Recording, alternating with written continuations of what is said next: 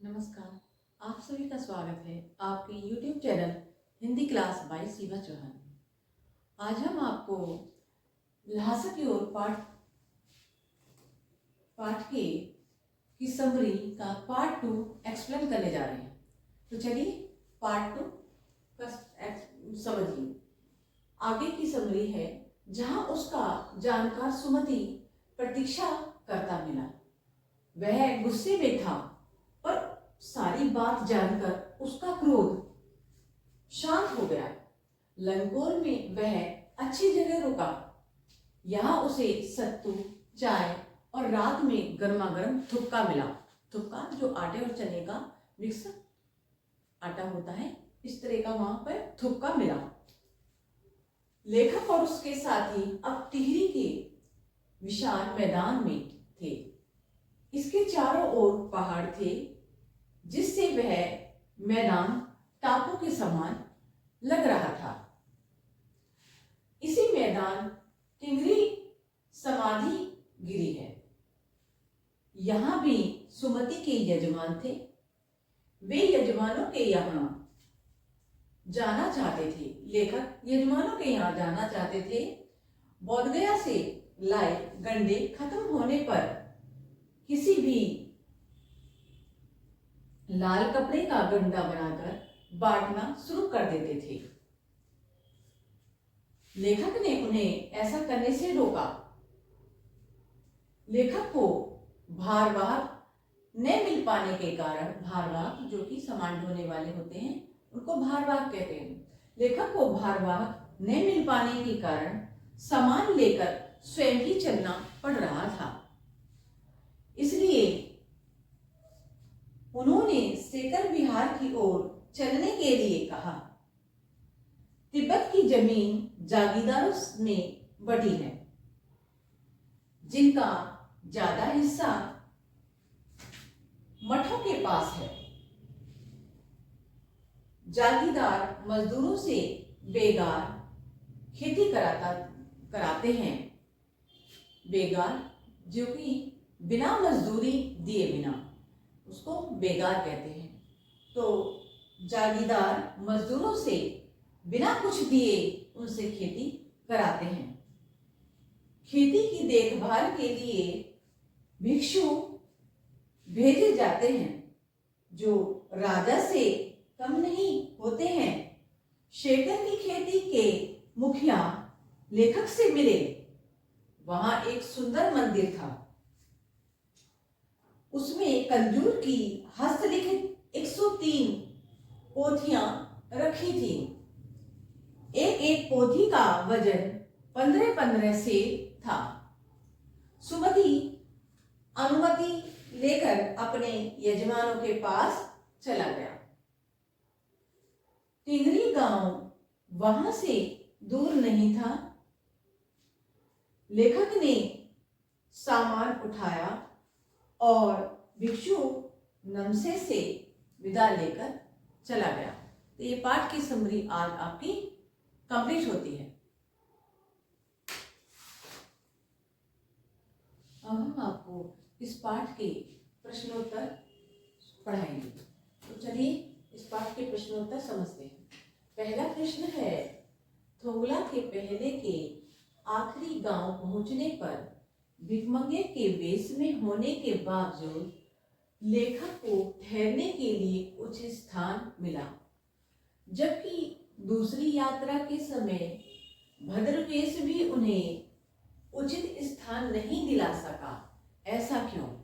तो इस प्रश्न का आंसर है, थोगला के पहले के आखिरी गांव पहुंचने पर लेखक भिखमंगे के वेश में होने के बाद भी ठहरने का स्थान पा गया, क्योंकि उस समय उनके पास बौद्ध भिक्षु सुमति थे। सुमति की उस गांव में जान पहचान थी। दूसरी यात्रा के समय लेखक भद्रवेश में था, पर वह उस गांव के लोगों के लिए अपरिचित था। उस यात्रा में लेखक शाम के समय वहां पहुंचा था। शाम के समय लोग क्षण पीकर होश हवास खो बैठते हैं। यानी क्षण पीकर यानी शराब पीकर होश हवास में नहीं रहते थे। इसके अलावा उसके साथ सुमति भी नहीं था, इसलिए वह ठहरने के लिए स्थान नहीं पा सका। तो ये पहले क्वेश्चन का आंसर है। दूसरा क्वेश्चन शुरू होता है। दूसरा क्वेश्चन है, उस समय के तिब्बत में हथियार का कानून न रहने के कारण यात्रियों को किस प्रकार का भय बना रहता था। तो चलिए आंसर देखिए। उस समय तिब्बत में हथियार का कानून न होने के कारण यात्रियों को हमेशा अपने जान और माल का खतरा बना रहता था। वहां के लोग आत्मा रक्षा के लिए, अपनी रक्षा के लिए खुलेआम हथियार लेकर घूमते थे, क्योंकि वहां पर कोई कानून नहीं था, इसलिए प्रत्येक व्यक्ति हथियार लेकर घूमते थे। वहां अनेक निर्जन स्थान भी थे जहां डाकुओं को किसी का भय नहीं रहता था। ऐसे स्थानों पर पुलिस का भी प्रबंध नहीं था, वहां कोई पुलिस वगैरह नहीं थी। ऐसे में डाकू यात्रियों की पहले हत्या कर देते थे और फिर उनकी जान माल, उनकी यात्रियों के पास जो भी माल होता था वो माल जान उनको मार करके उनका माल लूट लेते थे। तो ये दूसरे क्वेश्चन का आंसर है।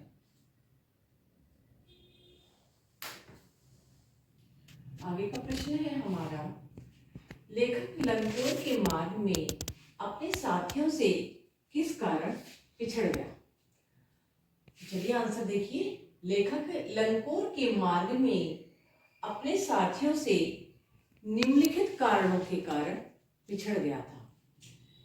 कारण क्या है उसके? पहला कारण है, लेखक का घोड़ा धीरे धीरे चल रहा था। घोड़े के सुस्त पड़ने से लेखक अपने साथियों से पिछड़ गया। दूसरा पॉइंट है, वह अकेले में रास्ता भूल गया। जब लेखक का घोड़ा सुस्त पड़ गया तो वह अपने साथियों से, स्वाभाविक है, वह पिछड़ गया और पिछड़ने के कारण ही वह अकेले में रास्ता अपना भूल गया। गलत रास्ते पर 1.5-2 मील चलता चला गया और फिर वापस आकर सही रास्ते पर आया। दूसरा क्वेश्चन है हमारा, लेखक ने सेकर विहार में सुमति को उनके यजमानों के पास जाने से रोका, परंतु दूसरी बार रोकने का प्रयास क्यों नहीं किया। तो इस क्वेश्चन का आंसर देख चलिए, समझिए। सेकर विहार में सुमति के बहुत से यजमान रहते थे, जिनको वे गंडा बांटते रहते थे।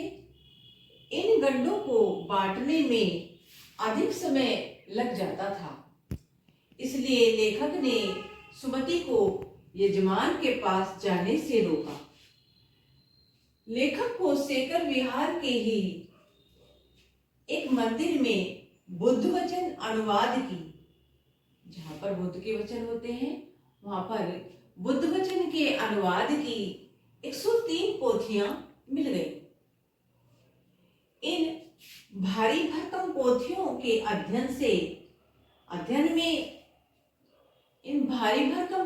के अध्ययन में ज्ञानार्जन के लिए समय भी चाहिए था। ज्ञानार्जन के लिए समय की आवश्यकता थी। लेखक उस समय इनके अध्ययन में रम चुका था, इसलिए उसने दूसरी बार सुमति को रोकने का प्रयास नहीं किया। अब हम आपको नेक्स्ट क्वेश्चन एक्सप्लेन करने जा रहे हैं। नेक्स्ट क्वेश्चन है हमारा, अपनी यात्रा के दौरान लेखक को किन किन कठिनाइयों का सामना करना पड़ा। तो आंसर है हमारा, अपनी यात्रा के दौरान लेखक को निम्न कठिनाइयों का सामना करना पड़ा। लेखक को ऊंचे नीचे पहाड़ी रास्तों पर तेज धूप में यात्रा करनी पड़ी। उसे यह यात्रा डाकुओं के भय के साए में करनी पड़ी। रास्ते में डाकू जैसी सूरत वालों को देखते ही उसे कुची कुची एक पैसा कहकर उनसे भीख मांगनी पड़ी। ऐसा कहकर लेखक को उनसे भीख मांगनी पड़ी। उसका घोड़ा सुस्त था, लेखक का घोड़ा सुस्त था, इसलिए वह अपने साथियों से बिछड़ गया। समय से न पहुंचने के कारण उसे सुमति के गुस्से का भी सामना करना पड़ा। वापस आते समय उसे अपना सारा सामान पीठ पर लाद कर यात्रा करनी पड़ी। उसे भिखमंगों के वेश में ही यात्रा करनी पड़ी। ये तुम्हारा नेक्स्ट क्वेश्चन 5th आपका कंप्लीट होता है। नेक्स्ट क्वेश्चन है हमारा, प्रस्तुत यात्रा वृतांत के आधार पर बताइए कि उस समय का तिब्बती समाज कैसा था। तो चलिए उस समय के तिब्बती समाज के बारे में जानकारी लेते हैं। प्रस्तुत यात्रा वृतांत के आधार पर उस समय के तिब्बती समाज के बारे में पता चलता है कि उस समय का तिब्बती समाज बहुत ही खुला हुआ था, जिसमें जाति पाति, छुआछूत, ऊंच नीच जैसी बातें न थी। वहां पर जाति पाति, छुआछूत, ऊंच नीच जैसी बातें बिल्कुल भी नहीं थी। महिलाएं पर्दा नहीं करती थीं। वे अपरिचित को भी चाय बनाकर दे दिया करती थीं। समाज में मदिरापन का रिवाज था। उस समय समाज में मदिरा का भी प्रयोग किया जाता था। मदिरा का सेवन भी वहां के लोग करते थे। और लोग धार्मिक प्रवृत्ति के थे। वहां के लोग धार्मिक प्रवृत्ति के थे तथा अंधविश्वासी भी थे, जो गड्ढे के नाम पर साधारण कपड़े के टुकड़ों पर भी विश्वास कर लिया करते थे। अगर आपको मेरी वीडियो पसंद आई हो तो लाइक और सब्सक्राइब जरूर करें।